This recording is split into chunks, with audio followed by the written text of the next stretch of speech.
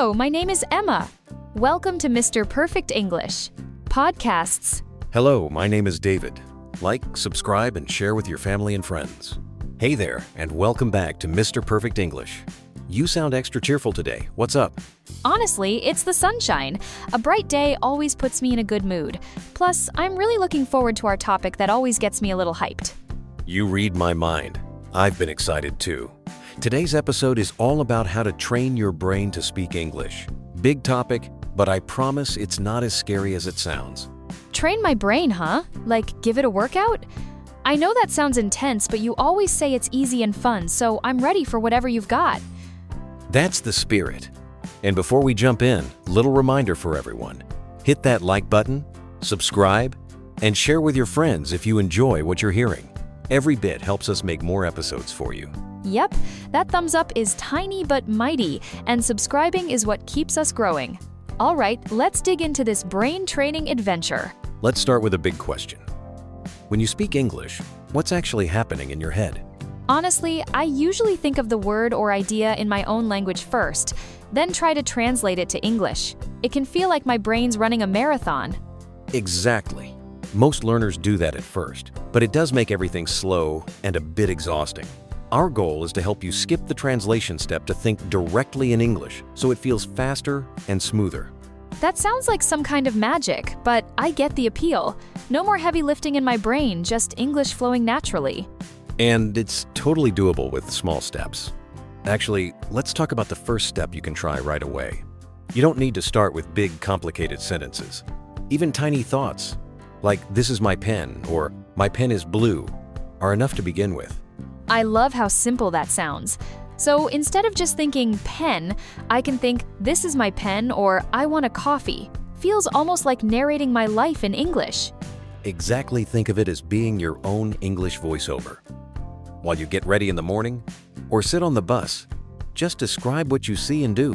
Like, "I open the door" or "it's a sunny day." I tried it just now. I see my face. I am very handsome. Okay, maybe that's too honest, but it actually makes English feel more natural. That's perfect. The more you do it, the easier it gets. You start connecting English directly to your world, not your first language. Honestly, it feels almost like a game. But what if I want to push further what's next after small sentences? Great question. The next key is input, basically. Filling your brain with English by listening and watching. Simple podcasts like this one, easy songs, and videos about things you enjoy are the best fuel. That makes so much sense because when something's fun or interesting, it sticks. I love music, so listening to simple English songs doesn't even feel like studying. You nailed it.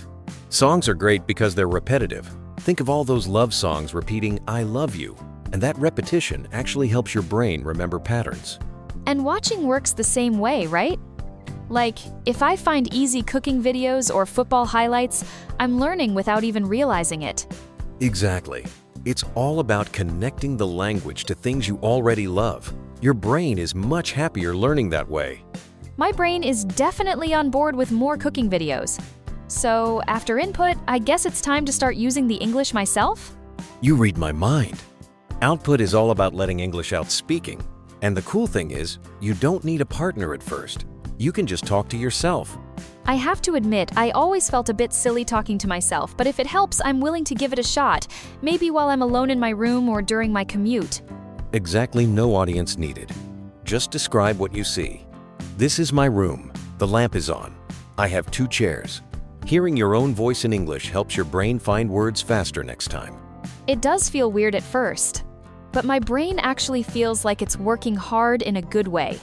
And honestly, who's going to judge me in the shower? That's the spirit. The more you practice, the more natural and automatic it becomes. And if you want, you can even talk about your day at night, before bed. I love that idea. A little English summary before I fall asleep. Feels like my brain is actually growing new English muscles. Let's run through the tips once more, just to make sure everyone's got them. First, small sentences all throughout your day. Then, fill your ears and eyes with easy English podcasts, music, and videos about things you enjoy. That input really feeds your brain. And finally, output. Don't wait for a partner, just speak out loud to yourself. Even silly sentences help. But I'm curious, does this work quickly? Will I be fluent in a week if I do these things? I wish. But honestly, language learning is a slow process. The key is to be patient and kind to yourself. Even 10-15 minutes a day can make a difference if you stick to it. I can handle that. And if I mess up, that's part of learning, right? No shame in mistakes. Exactly, mistakes mean you're growing.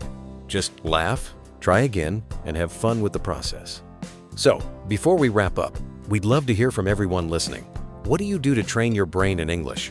Maybe you listen to pop songs, talk to yourself, or binge watch travel vlogs. Drop your favorite tips in the comments. We really want to see what works for you. And if this episode made you smile or helped you, don't forget to subscribe and share it with a friend who's learning English too. The more, the merrier. Thanks for joining us on this journey. Remember, learning English can be fun, and your brain is more powerful than you think. See you next time, everyone. Keep training that English brain. Bye for now. And hey, don't be shy. Leave your comment below.